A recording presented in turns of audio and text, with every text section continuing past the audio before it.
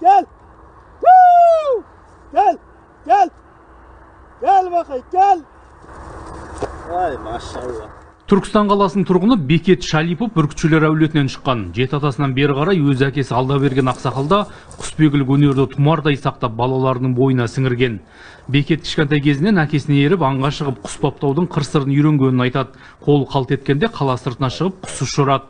Қыран қолда көп отырмай қанатын жазып тұруы тиіс дейді. Бүркітуде иесін әбден үйренген. Аты Ақиық. 10 жаста қазір 2014 жыл қолыма түсті. Содан бері міне 10 жыл болды серіктес екеуміз бір-бірімізге бауыр басып бағамыз. Енді бұйыртса осы 1 жыл 2 жылдың көлемінде бостандыққа қоя берсек па деген ой бар. Өйткені неге жақсы құстар, жақсы ұя тауып, жақсы балапан шығару керек та. Бізде құсбегілікте сондай 8 жыл, 10 жыл сөйтіп қайтан қоя береді. Сен басқа бір күт ұстауға әрекет жасайды да. Құсбегі Бекзада өнерді кейінгі буын жастарға үйретуден жалыққан емес, қайта өзіне мақсат санайды.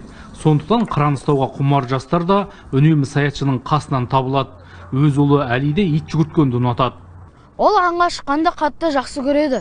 Өйткені олар шығатында біз оларға тамақ бермейміз. Олар қарны аштықтан олар тырысады. Аң аулауға қатты тамақ беріп қойсақ, ол жүгіре алмай қалады. Содан кейін біз тамақ бермейміз оларға. Өзімнің бір күтім бар. Қалай тамақ беру, қалай баптау керек екен, осы Бекет ағамнан үйреніп жатырмын. Құс баптау өте қиын. Ол да өзіңнің бір сәбиің сияқты. Суын беру керек, астын тазалап тұру керек, тұрған жері өте таза болу керек, берген тамақ өте таза болу керек деген сияқты.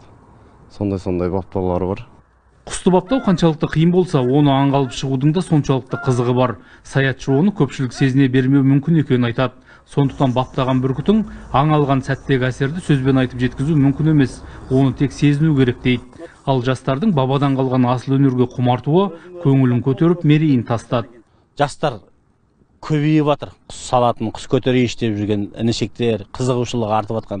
Қасында шырға көтеріп жүреді, етін әкеп беріп жүреді. Біз өзіміз әкемізге қарап еліктеп өскеннен кейін енді ұлым да бізге қарап еліктеп жатыр. Енді сен осы жолмен жүресің деп айта алмайсың ғой қазіргі балаларға. Қиын, олар өмір өзінде таңдау өздерінде болады. Бірақ енді сонда да қызығушылығы бар. Қасымызда жүреді, үйретіп жүрген, қолдан келгенше баулап жатырық. Бізден келіп үйренеміз десе, біз құшақ ашып, қарсы алып, қолымнан келгенді, өзім білгенді үйретуге мен дайынмын. Бекет Алдабергенұлы құсбегілердің республикалық сайысының бірнеше дүркін жеңімпазы. Бүгінгі дейін 10-ға жуық шәкірт тәрбиеледі. Құсбегінің бар арманы атадан балаға мирас болған ұлттық өнерді болашақ ұрпаққа жеткізу. Жандос Жұмабек, Ерболат Әбіш, 24 KZ, Түркістаннан.